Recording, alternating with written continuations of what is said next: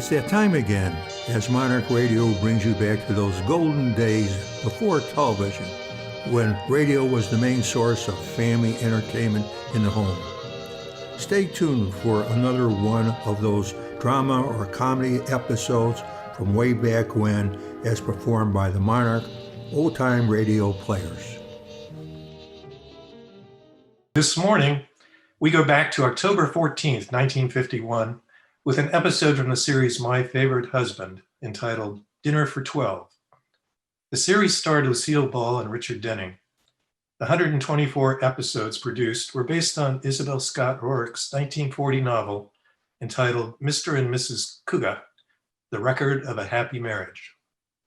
It was first aired on July 5th, 1948, as a CBS special filling in for a delayed start of the Our Miss Brooks series. But strong fan support propelled it into its own radio series.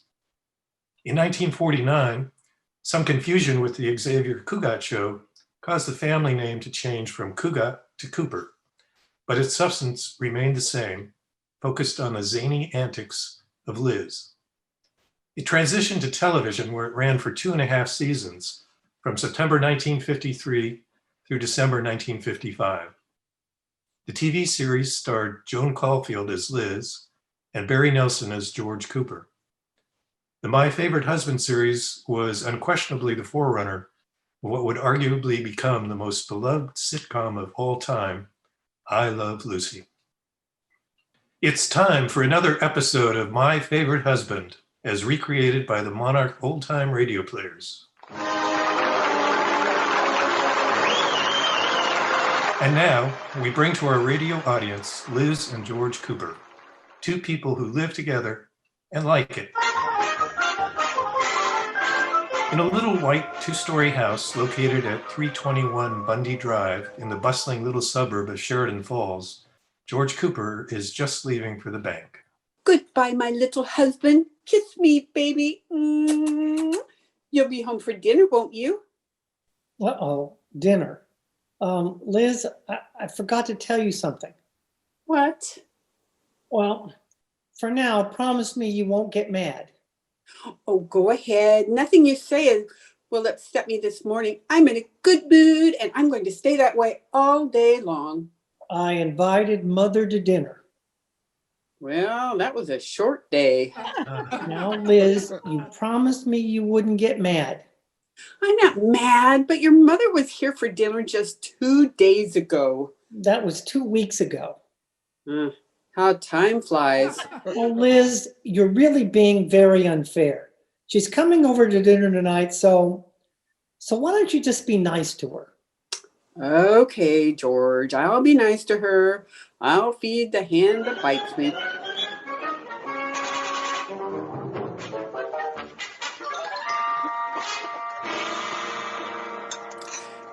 Spinach, Mother Cooper. Thank you, Liz, dear. George, would you like some spinach? I don't believe so, Liz. But George, baby, now we should eat our spinach. But I don't like spinach. Oh, we must all eat a balanced meal to keep up our strength. After all, food is fuel, and our body is the furnace. Yeah, but George's furnace has turned into a pot-bellied stove. I must say, Elizabeth, I don't consider that George is overweight at all. In fact, I think he's been looking a little thin and peaked lately.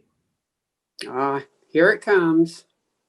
Have you been getting enough to eat, baby? Oh, sure, Mother. Well, you don't look like it to me, baby. Don't worry, Mother Cooper. Baby gets his pablum every 3 hours. Well, Coffee, anyone? not for George, Katie. It keeps him awake, and you know he needs his beauty sleep. Coffee, Mrs. Cooper? No, Katie, it keeps me awake. And you know I need my ugly nap. All right, Liz, let's talk about Monday night. What are you having for dinner? Monday night? Oh, no, I forgot to tell you. What? Well, I invited the Atterburys and some important out-of-town guests for dinner. Oh, well, that's not so bad, dear. How many extra will there be? 2, 4? 10. 10? As in 1, 2, 3, 4, 5, 6, 7, 8, 9, 10? Yes, and two of us makes 12. 12? But honey, we've had 12 to dinner before. I know, but I'm afraid Katie will get mad. No, she won't. Oh, I thought you were in the kitchen. No, ma'am. Well, I know it's short notice, Katie, but it's only 2 days away. But do you mind if we have 12 people to dinner Monday night? Not at all. I think it's a wonderful idea.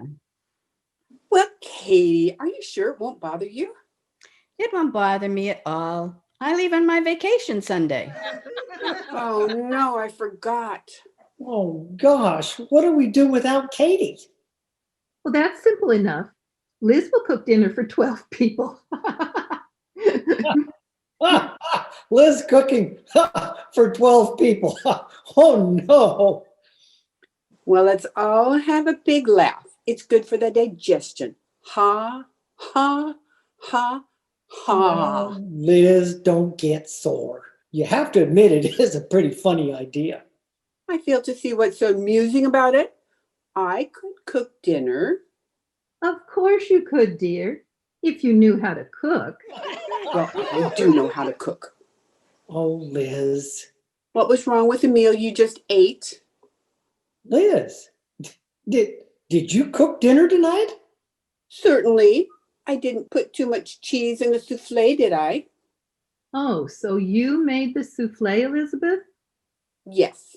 Did you like it? Why, it was delicious. In fact, it was so good, I wonder if you'd give me your recipe. I'd be glad to. I'll phone it to you in the morning. Oh, no, dear. I'd like it right now. Oh, well, you just put all the cheese and things in a bowl, and then you take a piece of souffle and lay it on the top. Yes, dear. But you didn't tell me how many eggs you used. Oh, eggs. Oh, Katie, you were watching me. How many eggs did I use? 6. Oh, that's right, 6 eggs. And how much milk? Milk? Katie? I wasn't watching. You. Well, how many cups did it sound like? It sounded like 1 cup. Good ear, Katie. It was 1 cup. Look, Liz, why don't you just admit you don't know how to cook and we'll hire someone to come in and get dinner for us? Well, for 12 people, maybe. George, baby, since Liz has failed you in your hour of need, why don't you let Mother come in and I'll cook for you? I'd be glad to do it. That does it. I'm going to cook dinner. Oh, come off it, Liz. I'd like to see it when you get done. Go ahead, laugh. I'll show you.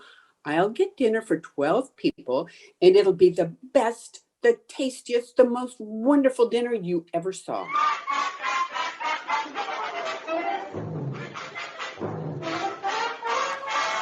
Liz, is my breakfast ready yet? Here you are, George. Bacon, fried eggs, toast, and coffee. This looks wonderful, honey. Thank you. Did you cook this all yourself? Sure, nothing to it. Go ahead, dig in. Liz, these eggs are stone cold. They are? Oh, darn it. Well, how could they get so cold? How long ago did you cook them? Last night. Last night? Well, George, I'm going to be so busy with the dinner party today.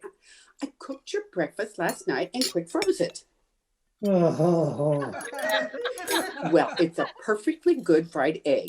I just didn't defrost it enough. Well, thanks anyway. I'll eat breakfast downtown. Well, suit yourself. Liz, about this dinner party, are you sure you want to go through with it? Maybe we should just have someone in to...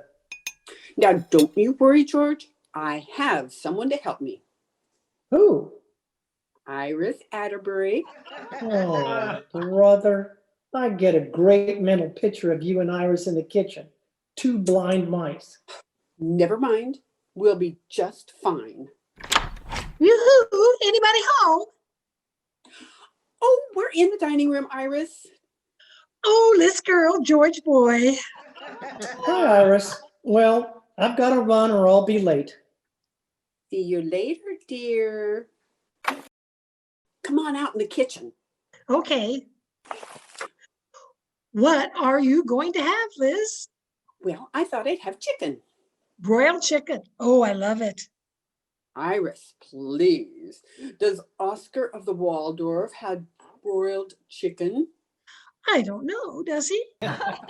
We're having poulet albandine. Huh?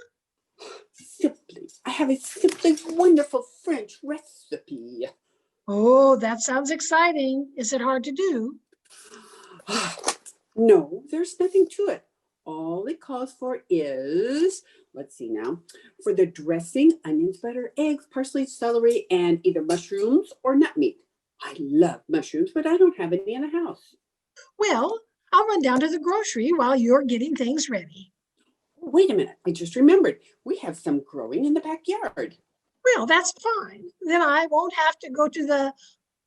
Hold it, girl. Are they mushrooms or toadstools? What's the difference? Toadstools are poisonous. Oh dear. Well, isn't there any way of finding out if they're toadstools or not? Oh, sure. I'll go out and eat one. If I'm not back in a half an hour, use nut meat. Oh, Iris, don't bother. We'll put in some walnuts instead. Okay. Well, let's get started. I'll cut the onions. Well, I'll help you. We'll get done faster. Here's an onion for you. Thanks. Oh, you know, I can't understand why people make such a fuss over cooking. There's really nothing to it. Yeah. You just follow the recipe and poof, chicken almondine. Yeah. Hand me another onion. Here. Oh, I didn't know cooking could be such fun. Neither did I. This is the best time I've had in ages. Me too.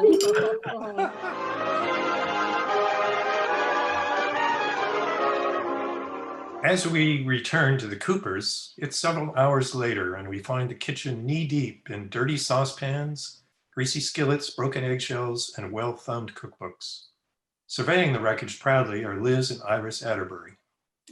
Well, Iris, isn't it about time to take the chickens out of the oven? Well, we've got to be sure, girl. Yeah? Let's see. What oven did you use? Well, the only one we've got, that one on the stove. Oh, no. I meant what temperature? Oh, what?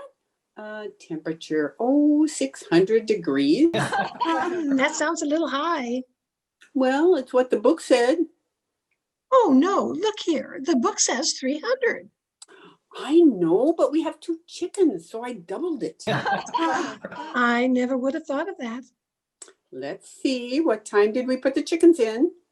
9 o'clock, and it's 2:30 now. 5.5 hours. Well, they ought to be cooked. Oh, let's get them out of the oven. I can't wait to see them. Well, where are they? Oh, they've got to be in there. Look in the back. Okay. Iris, don't you know this is a gas stove? Why did you put charcoal in here? Charcoal? Yeah. See in the back? 2 little lumps of charcoal. With legs and wings? It was those breadcrumbs you put in. They burnt like toast. Maybe we can take them out and scrape them. No, I don't think so, Liz. I think they're done for. Yoo-hoo, Elizabeth. Oh no, it's Mother Cooper. What timing? Timing nothing. If I know her, she waited outside until she got the aroma of burnt meat. Elizabeth, where are you? She's lost the scent. Quick, Iris, shut the oven. Okay. In the kitchen, Mother Cooper. Elizabeth, dear. Hello, Mrs. Cooper. Well, hello, Iris. How are you? I just dropped over to see how you were coming along with your little dinner, Elizabeth. Oh, fine, fine. What are you having, if I'm not being too nosy? You, nosy? Well, what are you having? Chicken amandine. Really? It's my favorite dish. But you must watch the chickens once they're in the oven. If you're not careful, they'll burn. No. Yes, it's true. You just keep your eye on them until they get a nice crinkly brown. How about a nice crusty black? Iris, What? Elizabeth, what's that burned smell? oh, it's me. Iris just gave me a hot foot. Don't be silly. It's something in the oven. Let me see in there. No, don't. Aha, just as I thought. They look like two little blackbirds. What are you going to do now? I'm going to get 2 and 20 more and bake them in a pie. Well, I wash my hands of the whole thing. Good. Well, I certainly know when I'm not wanted. Since when? Well, good afternoon, Elizabeth. Must you rush off? Well, That's telling her, Liz. She thinks you can't cook a dinner. So this one wasn't very good. You can cook another one. Sure. Oh, Liz, girl, what's wrong? I can't go through this again. Oh, sure you can. And I'll help you get started before I leave. Oh, leave? Well, yes, girl, I have to get my hair fixed for the dinner tonight. Do you mean I'm going to have to burn the next 2 chickens all by myself? Now, Liz, you just buck up. Look, I'll stop by the market on the way to the beauty shop, and I'll have them send out 2 more chickens. Well, okay. And this time, don't try anything fancy. Put them in the pressure cooker. That way they'll be done in a hurry. Oh, yeah, in a hurry. Yeah, and while they're on their way here, you can start the dressing. Start the dressing, start the dressing. Liz, What? you're looking a little dazed. Are you sure you know what to do? Oh, sure.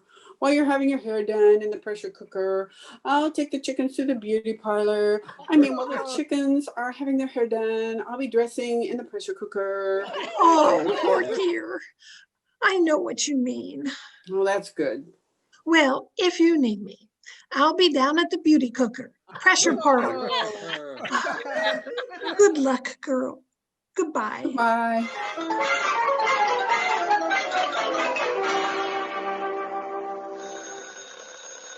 Hello? Is that you, Liz? Yes? I just got home from the beauty parlor. How's it going? Oh, sure. Well, what happened, girl? You wouldn't believe me if I told you. Well, tell me. How'd the 2 chickens turn out? Which 2? Well, I know you burned 2. What about the other 2? Which 2? Will you stop saying which 2? Tell me what happened. Iris, you're talking to a woman who's gone through 8 chickens today. Liz, what about the 2 in the pressure cooker? The pressure cooker exploded. What about the chickens? Oh, they look delicious. What do you mean they look delicious? I can't get them down off the ceiling. Well, that's a 4. What about 5 and 6? Gone. Gone. I got so confused cleaning up after 3 and 4. I threw 5 and 6 into the garbage disposal. Well, this is ugly. Finally, the butcher ran out of dressed birds and sent out 2 live ones. Well, did you cook them? Cook 'em. I can't even catch 'em. When last seen, 7 and 8 were going east on Bundy Drive. Oh, poor thing. 8 chickens and nothing to show for it. Oh, yes, I have. Before she left, 7 laid an egg on the kitchen table. Well, look, Liz, I had a feeling something like this might happen, so Iris, I have to go. There's someone at the back door. well, don't worry about a thing, girl. I have a feeling everything's going to be all right. Oh, sure. Goodbye. I'm coming. Mrs. George Cooper, Yes? dinner for 12 from Johnson's Catering Service. A dinner for 12 people? Let me see. Oh, roast beef and potatoes and green beans with Yorkshire pudding. Oh, thank you, thank you. You're welcome. Oh, I'm sorry. You didn't send it, you just brought it. Where's the card? Here. Mrs. Cooper, I had a hunch you might have trouble with your dinner. Good luck, Katie. Oh, bless Katie and her hunches. Yeah, well, I'll be seeing you. Thank you again. The pleasure was all mine. Oh, that wonderful Katie, my dinner party saved. I'll have to call Iris and tell her.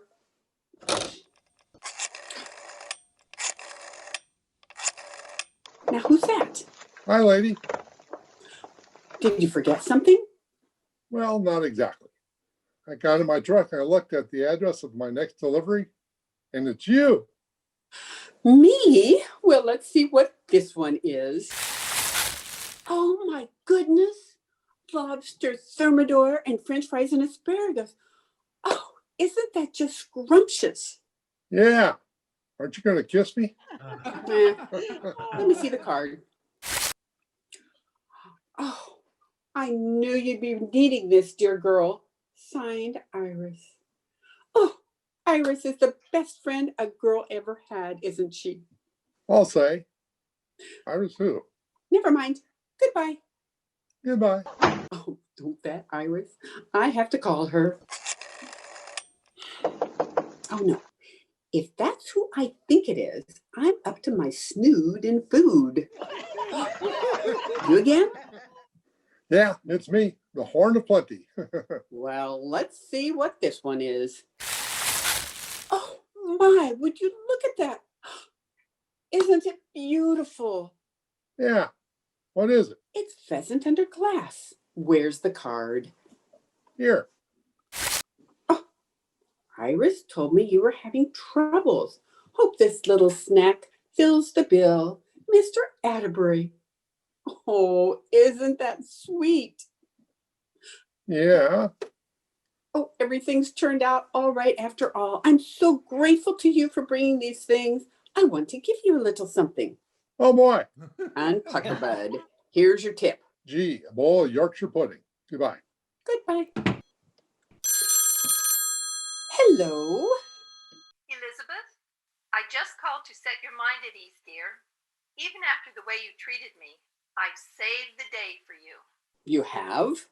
Uh-huh. I have cooked a complete dinner for 12, and I'll bring it right over. Well, that's very nice of you, Mother Cooper, but thanks just the same. Dinner's all ready and waiting in the kitchen. Really, Elizabeth? What are you having? Well, I had a little extra time today, so I'm giving my guests a choice of prime ribs, lobster thermidor, or pheasant under glass. But I don't understand. Well, why don't you come over to dinner too, Mother? I have plenty of food. Really? Yes, George will pick you up. Goodbye. Ha, ha, ha, ha. La-di-da, la-di-da-da. Hello. Hello, dear. How's everything going? Oh, fine, fine. You didn't knock yourself out cooking, did you? Oh, no, George. It was no effort at all. What time will you be here? Well, that's what I called you about. What do you mean?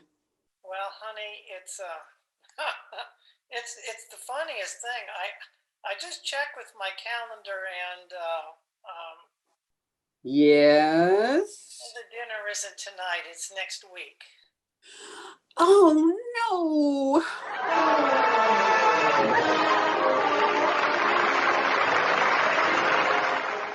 Featured in today's cast were yours truly, George Hoover as the announcer, Karen Steves as Liz, Charles Davis as George, Judy Richards as Mother, Maureen Wishner as Katie, Jan Schmidt as Iris, and Bob Jepson as the delivery boy.